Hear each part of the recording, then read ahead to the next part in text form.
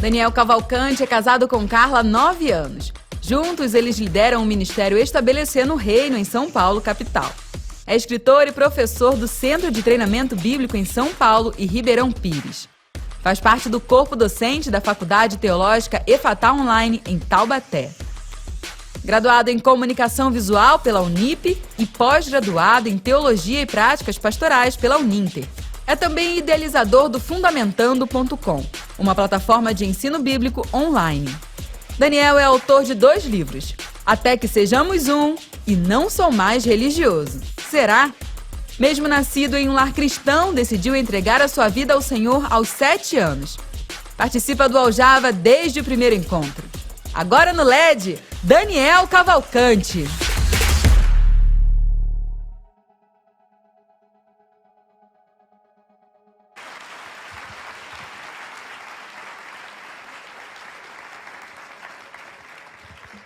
Bom dia, paz. Vocês estão bem? Como é gostoso nós estarmos aqui em comunhão, compartilhando tudo aquilo que nós estamos vivendo nesse tempo. Quando nós olhamos para a realidade da religiosidade, eu queria compartilhar com vocês um trecho e queria que você refletisse sobre isso.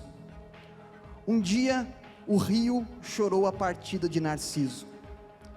Narciso foi embora e as flores e as árvores sentiram que o rio desabou. Nesse momento as flores e as árvores disseram: ó rio, por que choras a partida de Narciso?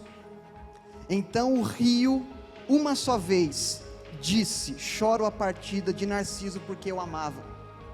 Nesse momento as flores voltaram à sua carga e disse: ó rio, não sabes tu que a última coisa que Narciso gostaria de enxergar quando se debruçava sobre as suas margens era você?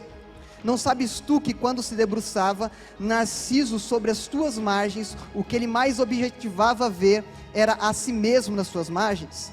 Então o rio suspirou e disse: ah, como eu amava Narciso, como chora a sua partida, porque era exatamente no final do dia que ele corria às minhas margens, se debruçava sobre elas e em minhas margens. Era naquele instante que eu olhava nos olhos de Narciso e nos olhos dele eu via as minhas próprias margens. O rio também era narcisista. Muitas vezes nós olhamos e observamos as circunstâncias, e eu considero aqui nesse trecho do livro uma questão bastante importante para nós pensarmos. Eu vejo o rio como a religião e Narciso como os religiosos. Nós muitas das vezes, como já foi falado e ministrado aos nossos corações pela manhã aqui, nós muitas das vezes somos impactados por aquilo que nós trazemos como tradição, como bagagem, e muitas vezes deixamos que isso seja a tônica nas nossas vidas. O rio, a religião, muitas das vezes se apoia naquele que é religioso para ver a si mesmo. Um retroalimenta o outro.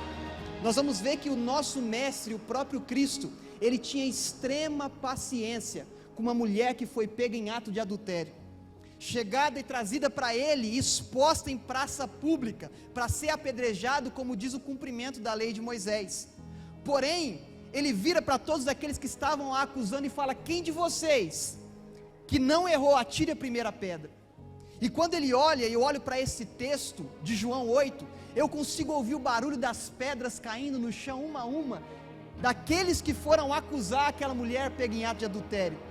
E quando aqueles do maior ou menor saíram da presença de Cristo ali, com aquela mulher pega em ato de adultério, aquela mulher fica sozinha e exposta, e o Senhor vira para ela e fala assim: onde estão os teus acusadores?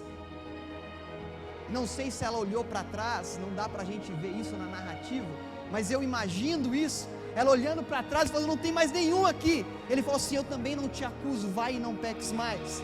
A preocupação de Cristo não era com os religiosos, mas com aqueles que admitiam que precisavam e necessitavam dele.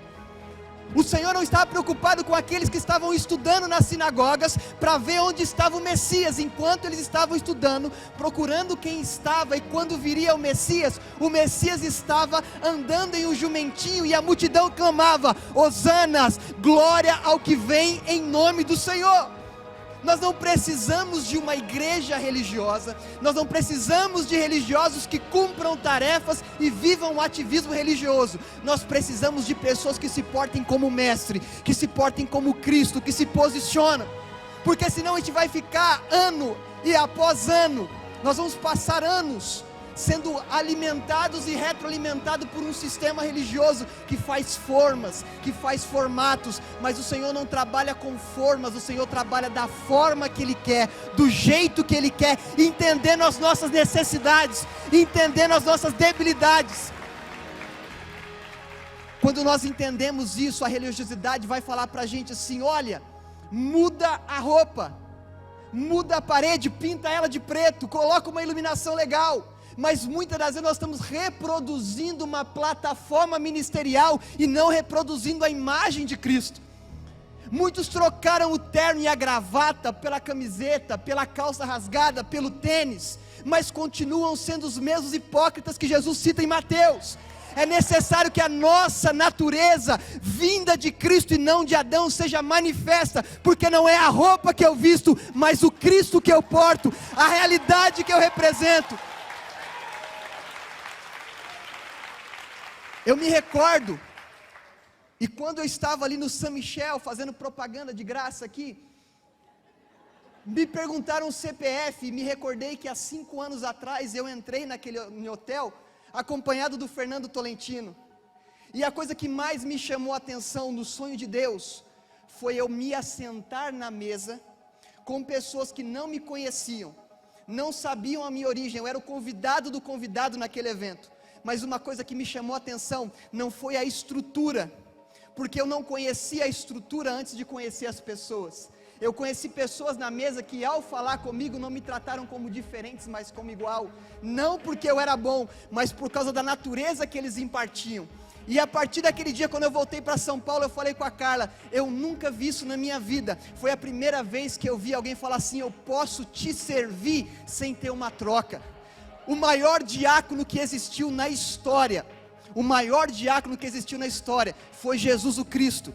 No momento em que os discípulos estavam todos assentados naquela grande noite, que Ele impartiu muitas coisas tristes com Ele pegou uma toalha, amarrou essa toalha na cintura, e quando Ele amarrou essa toalha na cintura, Ele deu um exemplo não verbal, Ele deu um exemplo de vida, Ele lavou os pés dos discípulos, falando assim: eu vim aqui para servir. Que a igreja brasileira entenda a natureza dela, é estar em Cristo, servir vidas e servir o reino de Deus. Que Deus abençoe.